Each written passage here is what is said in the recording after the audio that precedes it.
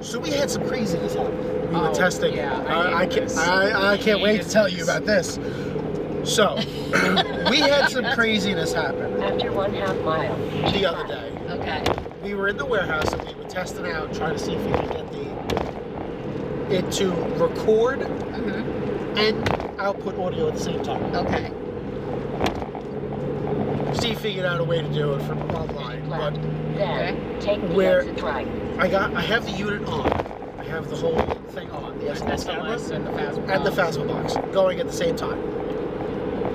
And we're in our warehouse, and it's just like, all right, there's a lot of shit After going on 2 here. miles, take Why is the there so exit much right. stuff going on? Highway 17 towards Hackensack. And once the Phasma box was on, it didn't stop. It just kept talking. Full-on conversation. And we're sitting there. And at one point it just goes, get out. So he took his headphones off and he's like, I'm done. I'm like, nope, I'm done. I'm out. I got no problem with going to Shanley and doing stuff because it's presumably going to stay there. But I got to show up to work every week, and that's a little high. Well, according to Joe Fu, you have to walk out of the house backwards. Right. So I'm gonna turn it off. We're like, all right, we're done. And Joe Fu's just like, oh, well, why don't you tell us who you are? How long has it been? 5 years? 10? 5 or 6? Yeah, somewhere about there. So we had a guy who used to work for us. His name was Tim. Same as what? His name was Tim. Not the Tim that we make fun of all the time. No.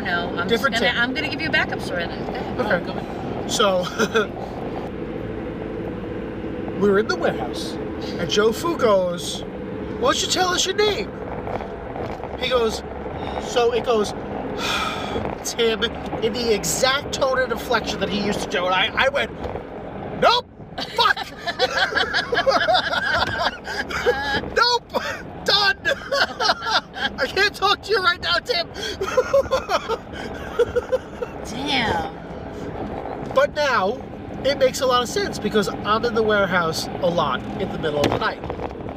A lot of times I come back to the warehouse by myself if I've got to move stuff around to do something. Nobody's there. I'll go to the bathroom, and all I'll hear is stuff moving around. Nobody there. All the lights are off. It's pitch black, and I'm just like, oh, someone's here. And it would make sense that it would be him who's there. Because the only time that he was relatively happy was when he was at work.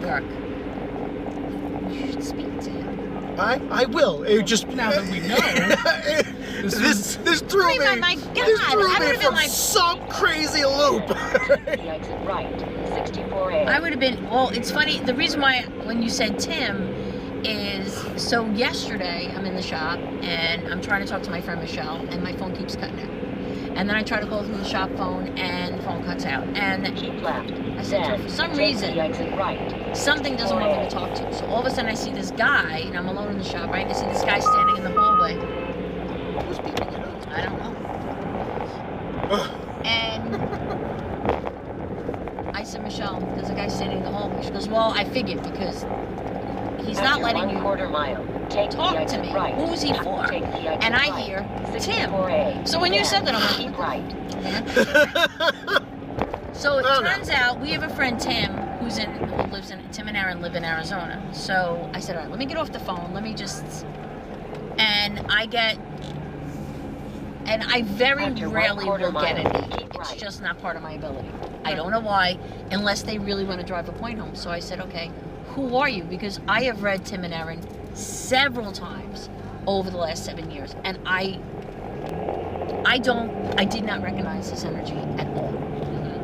And he says to me, Danny. I'm like, Danny. So I text Tim. I'm like, can you call the shop? Because clearly my cell phone wasn't working. And I get him on. I'm like, I have this guy Danny here for you. He goes, he goes, that's my grandfather. Towards Morwa. Danny Fox. He goes, my grandfather's best friend. And Fox. I know. You see, it's like it just. And he says that he, for some reason, never met this man, but has a connection to him. And he ordered something. He was in the military, and he ordered something, whether it was his infantry attached, whatever. He goes, and I just got it and put it in my desk this week. I said, well, he's here. I don't know why I had his mother here. Like, I have 5 pages of notes. I took a picture of him and sent it to me. 5 pages of notes. I said, but I have no idea why today, all days, they decided to show up in the shop, right? He goes, well, it could be because we're on our way to go see John Edwards. And I'm like, get out of here. P.S. They called me last night, John Edwards. Nothing. Gave him nothing. Gave him absolutely nothing. He said he was afraid to come in. Obviously, I don't want to bash the guy. I'm not. But he was afraid to come off the stage because of COVID. So he did a group reading. But Tim called to tell me that my readings were, and this is not it. I liked John Edwards. I went to him. He's the one that actually pushed me to like come out of the closet, so to speak, with my ability. So, but he said my readings were more informative. But I'm like, so what I figured is your family came to me because they knew you weren't going to get a connection there. Right. And I guess there were messages that they needed to, because there were some pretty serious messages that they needed to hear. So I said, I figured that was the only reason. It was just, but when you said Tim, I'm like, it's never a coincidence. It's just funny that you also said Danny, because we had a guy who passed away.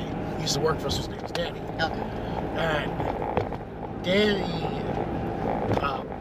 we have a little, sure the DC character, Arrow? Yeah. So we have an Arrow, like, bobblehead in the office. It's the exact costume. I found the exact costume that Danny had physically made. And I found that specific, like the Funko. I found that specific one. And it's in the office, and there's certain gigs that he used to go on that he loved. And I bring that figure every time we go. We do a gig in Maryland that he used to come on, and he sits on the lighting console. You know, I'm thinking there's no such thing as coincidence. I think Exactly. you gotta go back to the warehouse. You gotta start talking to these people. Yeah. I mean, listen, I'd be more than happy to come with you, but I'm All right, stop. Yeah, I was gonna say, but I kind of think they want to talk to you. Chris. All right. Yep. And there you have it. You always end with the goosebumps. If you can't see it, the goosebumps everywhere. Yep. The hair on my head that's not even there is standing up, right? You have to. Because there's no coincidence. Now I got them. Now I got the goosebumps. There's no coincidence, so. No, it just tells you that you're right. Yep, that's exactly what it is. It's like, yeah, she's getting this message. Pass it on. That's wild.